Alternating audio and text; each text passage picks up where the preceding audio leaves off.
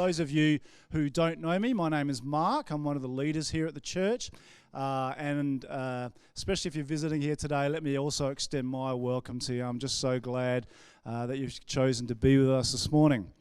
Now, it's actually a good morning to be in church. Now, every morning is a good morning to be in church, but today is especially a good morning to be in church, and it's got nothing to do with me being up here, by the way.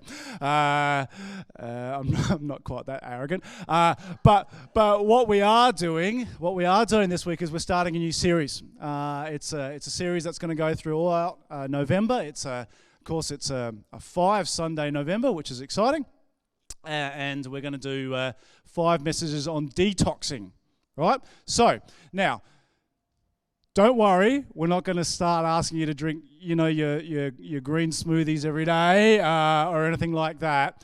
But the idea behind a detox is it's a scenario by which you deliberately choose to stop putting toxins into you so that you can get healthier. Right? That's the basic idea behind a physical detox. And so this series that we're starting is really about the toxic ideas and the toxic thoughts and the toxic behaviors in our life that we just want to clean out with God's truth, right? So we're going to actually deal with a number of issues that on the surface, the behaviors might seem like they're contributing to good things. But unfortunately, often what they do is that they poison us, and they poison our views, and they poison the way we go about life. And so I'm really excited about this series. It's going to be a fantastic series, and I encourage you to get along for all 5 weeks, because what I've seen from the different topics is we're going to cover a huge number of different areas. But what is important is every one of those areas I think is important to all of us. So I'm pretty excited about it. And I get to start, which is a real privilege for me. So, this morning we're going to talk about detoxing evangelism. So, controversial start, right? Because, of course, we like to talk about the things the Bible talks about as good things as if there's never a chance that they could be bad things. But my guess is, if any of you here have been a Christian for a while, you have a little bit of a love-hate relationship with evangelism. Is that fair? And maybe that love-hate relationship comes from having seen it done very poorly, or maybe having done poorly yourself, right? And the whole idea behind evangelism, the heart of evangelism really is the good news, sharing the good news. Now, what do we mean by that? Well, the good news, quite simply, is this: that God loves us, that God cannot stand the thought of being separated from us, so he sent his Son to die for us that we might have a relationship with God. That's really good news. Really, really good news. And so that should be pretty easy for us to share. But my guess is, for many of you, it has not been. Now, it's really interesting, because you would think if we were not a sharing culture, then maybe that would make sense. If we were not a culture that liked to share, then maybe sharing about Jesus would be difficult, like everything else is difficult. But we are a culture that loves to share. If you have a social media account, you've probably had more than your fair share of posts that caused you to roll your eyes. Here's the dinner I made last night, right? You're on Instagram. Here's this great speaker that really impacted me, or on Facebook. Yay, we went to this event. None of you got to go to the event. Sucks to be you, but we really enjoy the event, right? And so we love to share, don't we? We love to share, and we've got a culture and we've got tools that allow us to share more than we ever could.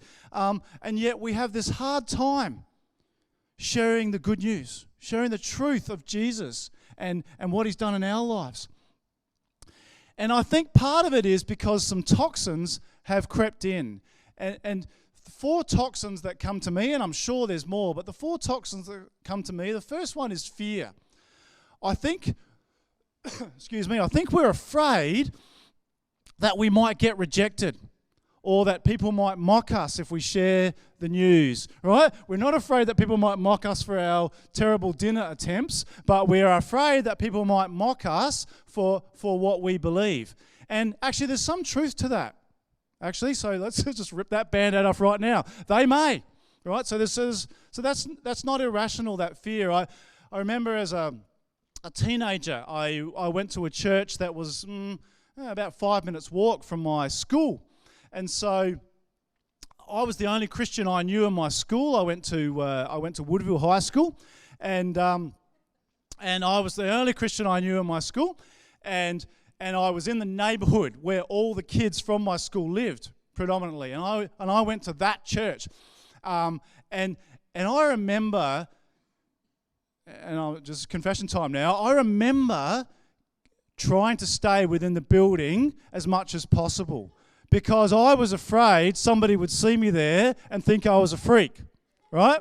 Now, I was a freak, but I was worried that people would find that out about me, right? And so for a long time, I was fearful that people would find that out about me. And one of the reasons I'm so for youth camps is because it was at a youth camp where I realized that fear was actually causing me more pain than the reality that people might think I was weird. Right? But fear is very real. The next one is gifting, right? So for those of you who are not familiar with this idea of gifting, the Bible talks about how some different people are gifted in different areas. And one of those areas is evangelism. And my guess is many of you have pulled this one out before. Well, I'm not an evangelist, right? I don't have that gift, so therefore I don't have to worry about it. And I've got some bad news for you. That's not true, right? Because I've tried to play that one, and then you read in the Bible and you go, that's not true. But we like to play this card. There are some people that are good at it, and it's true. There are some people that are especially gifted about in this way, but like all gifts, actually, we're supposed to exhibit all the behaviours that we see in the gifts. It's just that some people are more effective than others, right? So for those of you who have heard of Billy Graham, you might say, well, he's an evangelist, and that's true. But that doesn't mean we don't get to be an evangelist either. The next one is the adversarial or aggressive approach to evangelism. Now, I think we've all seen that and been put off by it, right? Whether it's people who get it up in people's face and want to argue with them, or whether it's people who they've got to win, right? It's less about introducing someone to the reality of Jesus and more about winning, right? I've got to prove that what you believe is stupid so that you'll trust in Jesus, because that's the message of love, right? You're an idiot, but you don't have to be an idiot. You can be like me, right? To which they respond, well, actually, I think you are an idiot, and they're probably right. I remember being at university, and university is one of those tricky scenarios where you feel this pressure. And I went to an engineering university, which means we probably had more than our fair share of atheists in our university. And so you feel this pressure to come against that. And I remember one year we dressed up a dummy as Santa and dragged him through the campus with signs down to Santa. And it was all part of our outreach to the community to communicate the love of Jesus to them. We even referred to it as the AntiSanta campaign, hey? Because nothing says you're loved like beating up on Santa, right? I thought that was a good idea at the time. And the rest of you are going, why is he even up here speaking? And then the other toxin that creeps into our life, I would argue, and into our evangelism is sensationalism. And what I mean by this, and we all get tempted by this one, come to Jesus and then everything will be perfect. All right, now, let me ask you a question. I'm going to do a straw poll here. I want you to put up your hands, seriously. Hands up, whose life is perfect here? Just me. No, not really. I'll put my hand down too. But we try this on like we've got to sell Jesus to people, right? Like we've got to convince people that if they come to Jesus, it's all going to be sweet. We know it's fantasy, but we try to sugarcoat Jesus. I'll break it to you. Jesus doesn't need your sugarcoating. He doesn't need it. He's the God of the universe. He doesn't need you to sell him, right? But we do this and we minimize the truth of what it means to follow Jesus because we think that what people really want is all the good news and none of the bad news. It's really interesting in our modern society and what we're actually learning more and more. And this next generation, which I'm really excited about this, is very cause-oriented. They don't mind the idea of things that are tough as long as they matter. But what I want to tell you actually is that is true across all generations. People are less concerned about stuff that is difficult as long as it matters. People are terrified that their lives won't matter. So what I want to do for a few minutes this morning is work our way through a passage in 1 Peter 3. Excuse me. And I want to talk about how we can get some of those toxins out of our life and replace them with healthy evangelism thinking. All right? So let's go to 1 Peter, and I think it's going to be up on the screen in the back. Now, I'm going to keep coming back to this passage, and I'm going to highlight different things each time. But let's start with 1 Peter 3, 13 to 17, and I'll read the whole thing the first time. Now, who will want to harm you if you are eager to do good? So let me stop there. So Peter's going in this argument about making good choices and living aligned with who you feel Jesus has called you to be, right? Very much about that. And so it's a follow-on from that idea. So now who will want to harm you if you are eager to do good? But even if you suffer for doing what is right, God will reward you for it. Probably better there rather than reward to say bless. And I'll explain why in a minute. Don't worry or be afraid of their threats. Instead, you must worship Christ as Lord of your life. And if someone asks you about your hope as a believer, always be ready to explain it. But do this in a gentle and respectful way. Keep your conscience clear. Then if people speak against you, they will be ashamed when they see what a good life you live because you belong to Christ. Remember, it is better to suffer for doing good, if that is what God wants, than to suffer for doing wrong.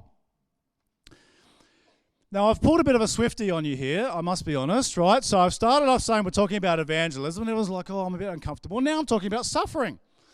All right, you're welcome. Yeah, come back next week. It's going to be great. But why in this whole idea, when Peter is talking about how we get the truth of what Jesus has done and us out into the world, why does he talk about suffering? Because what we really want to tell people is it's all sunshine and rainbows, right?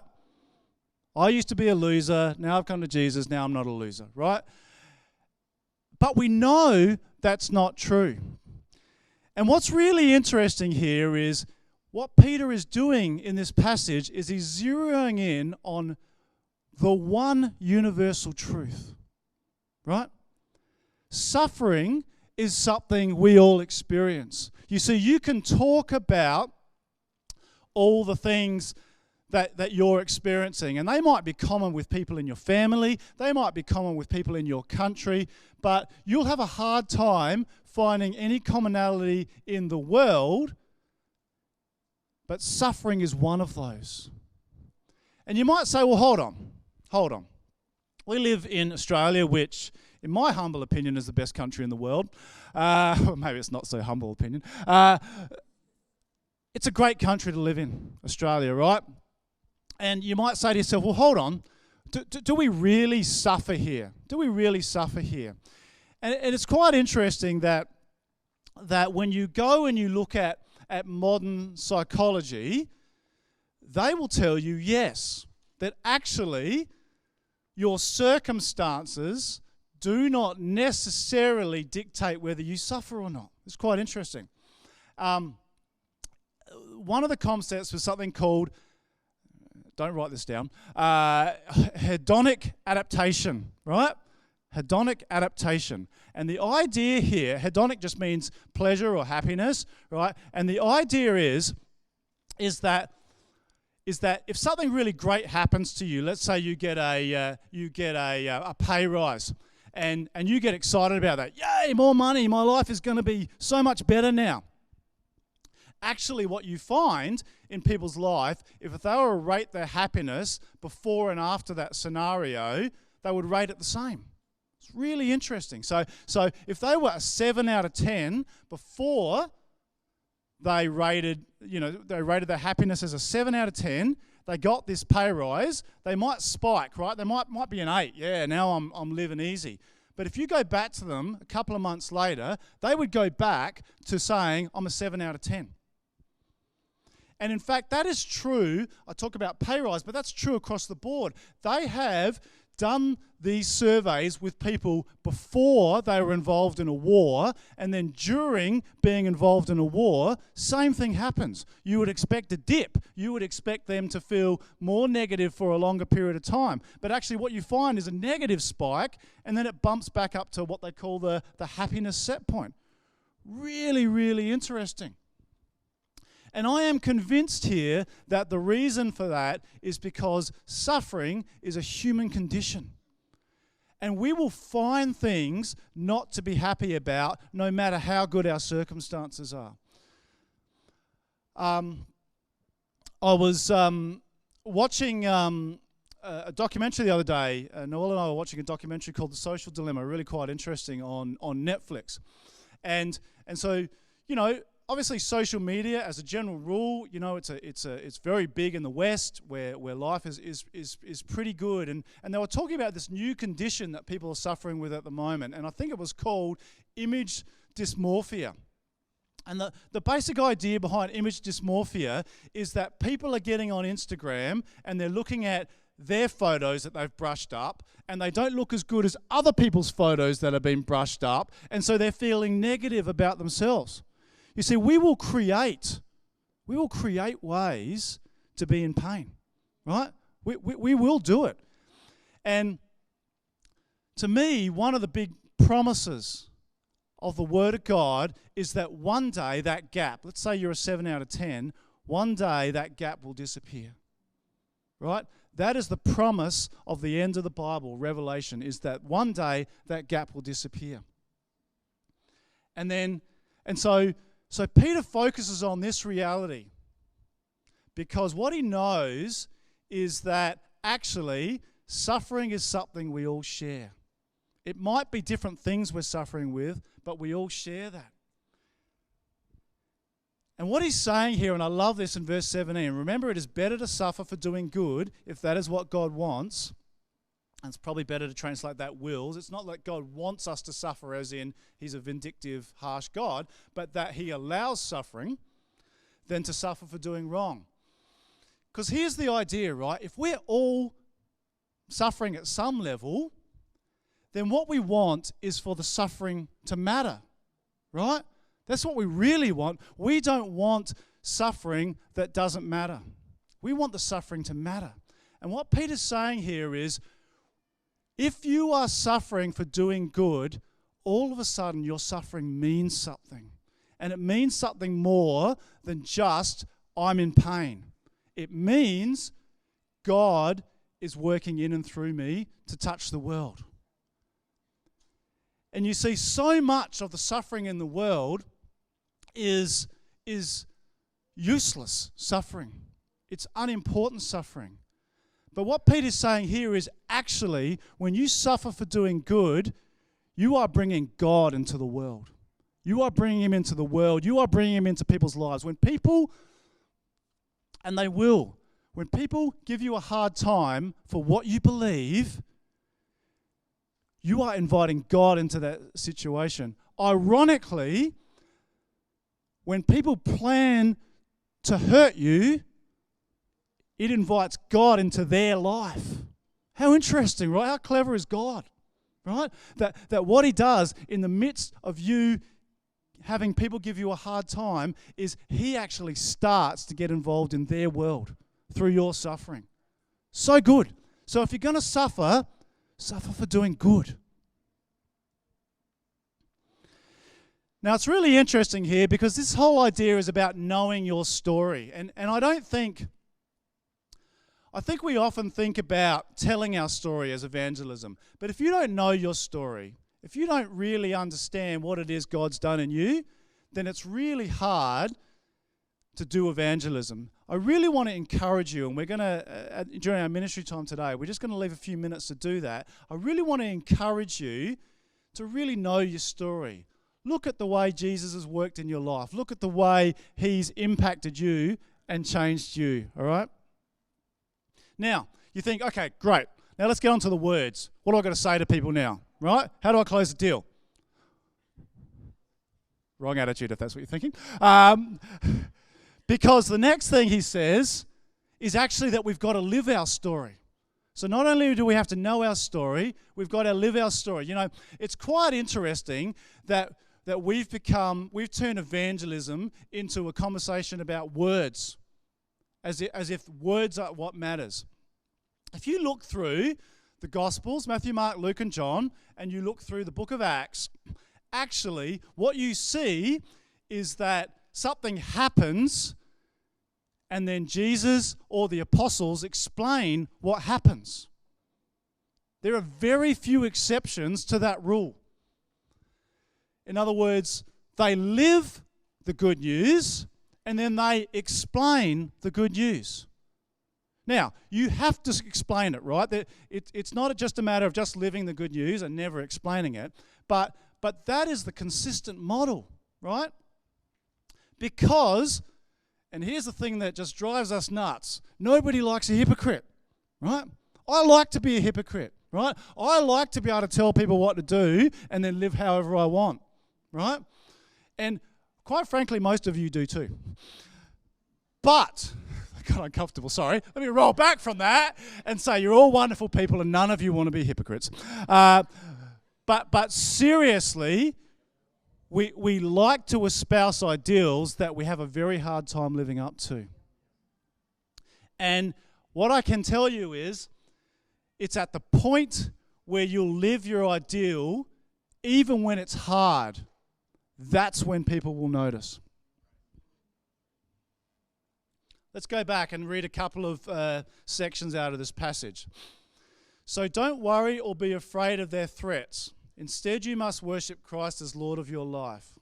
Then if people speak against you, they will be ashamed when they see what a good life you live because you belong to Christ. All right? Now, everybody loves to be told not to worry, right? You know, because that's always effective, right? So you start worrying, someone says, don't worry, you go, oh, okay. Right? Never works. Sorry, I'd encourage you not to do that with your friends and family. But that's not what he's saying here, right? He's talking about replacement. He says, don't worry.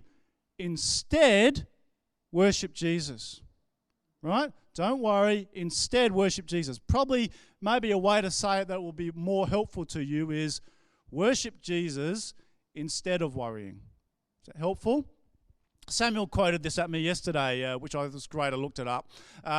Worry is a waste of imagination. By Walt Disney. Worry is a waste of imagination. We fill our brains with scenarios that may never come about instead of thinking about things that actually matter, right? Worry is a waste of imagination. That's probably, for some of you, that'll be good. Take that away with you, all right?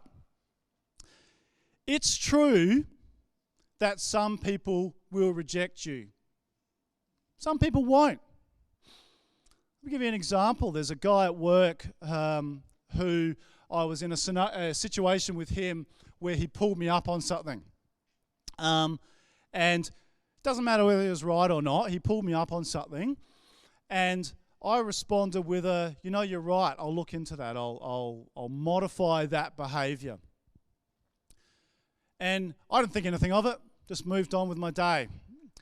Next day, he started a conversation with me. He talked about the fact that he'd been thinking about what I did, and it had so shocked him that I'd taken his criticism on board, that he talked about it with his family, And he had decided, despite the fact that he himself is not a follower of God, he had decided it was something to do with my Christian values, right? And I just thought, what? I thought this stuff was supposed to be hard, right? I just took on some critical feedback. It's all I did. And we have had a number of conversations since then about God. And he's actually asked me to come and spend some time with him and have a real conversation about it, because sadly, his testimony is, I've never been able to talk to a Christian who didn't just get in my face about God stuff. Right? So that's sad, but exciting invitation.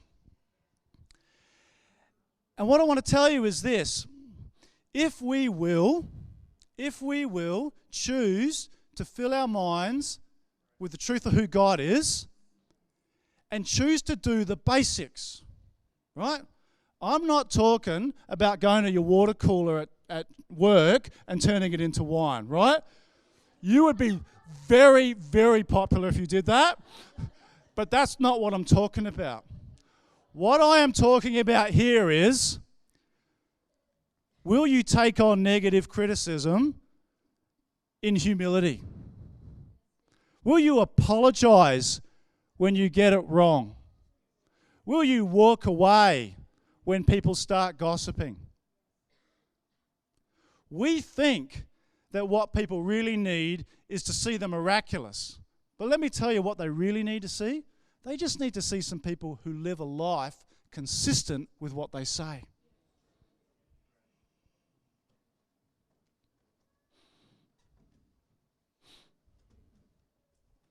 Now we're going to get to talking. It's going to be the briefest section, right? Because I want to tell you, if you know your story and you live your story, this bit is actually going to take care of itself in my experience. And if someone asks you about your hope as a believer, always be ready to explain it. But do this in a gentle and respectful way. Keep your conscience clear.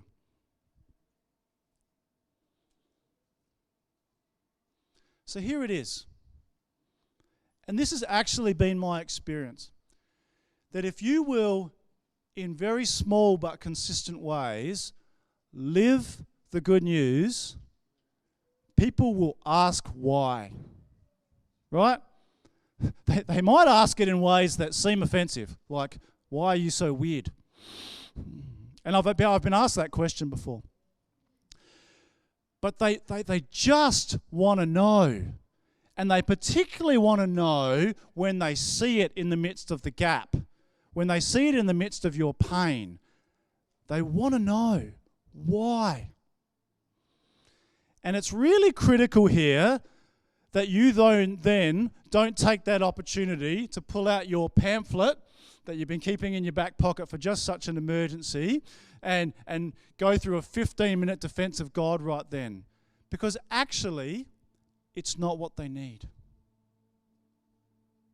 What I love about Jesus' model here, when you look at the way Jesus behaves, is he gives them a little bit of the answer. You want to know why I do things this way? It's because I know that I am incomplete. I know this, and I've seen it because I'm in a relationship with God, and he's shown me I'm incomplete. So I can take on that criticism, right? I can take it on. Or I can behave this way towards other people even when they're harsh to me, because I feel like I'm called to love people.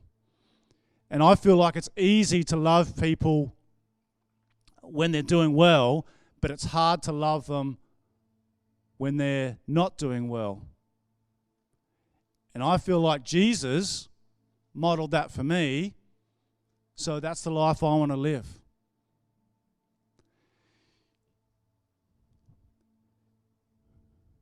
What the world desperately needs from the church in this whole area of evangelism is that we give up being religious.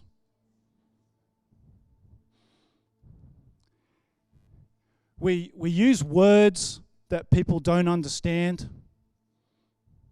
Our job is to translate our life into words that people will understand. And it's why actually it's so critical for us to both know and live our story, but to be constantly asking ourselves, how am I doing in that? So that when someone does come and say, why? Why do you act like that? Why do you behave like that? We are ready with an answer that will make sense to them as opposed to one that does not. You know, the invitation here is to love people, because the outcome is not to win. The outcome is to connect their story with God's story. You see, we are not trying to get, not that we actually have memberships here, but we are not trying to get more members at Rise Church. That is not what we're doing in evangelism. We're not trying to get more people who agree with us than don't agree with us. What we are trying to do, what our heart needs to be, is to connect people's stories with God's stories. And the only way we can do that is through loving people. And that's got to be through our words too. It's the only way we can do it. The encouragement in the fact that we are focusing on God's story is this. We're told in 1 Corinthians 3, verses 6 and 7, that Paul planted the seed, i.e. planted the seed of the good news. Apollos watered the seed, but God made it grow. I want to let you guys off the hook a little bit this morning and let you know that you will not win anyone for God. That's God's job. Your job is to help them see their story in the light of God's story. It starts with helping them see your story in the light of God's story. And then it moves to asking them how it fits with their story. But God is the one that's going to make the difference in their lives. And you can trust Him to do that. I want you to get in whatever position feels comfortable for you right now. Maybe that's standing, maybe that's sitting. But I just want, as the band plays, a minute or so for you to just process with God, what is my story? Where are the areas that I've seen you work in my life? Where are the areas that people could say, I don't understand why you do things like that? I just want you to ask God to show you, not to make it up, not to try and generate it, and if you can't think of anything, not to beat yourself up. Because if you can't think of anything, what I want you to do is ask God to start to help you to know your story better, to live your story better. We live in a fractured world. In many ways, things are getting better. But in many ways, things are not changing at all. And I genuinely believe that what this world desperately needs is for their suffering to matter. And that's the goal of evangelism.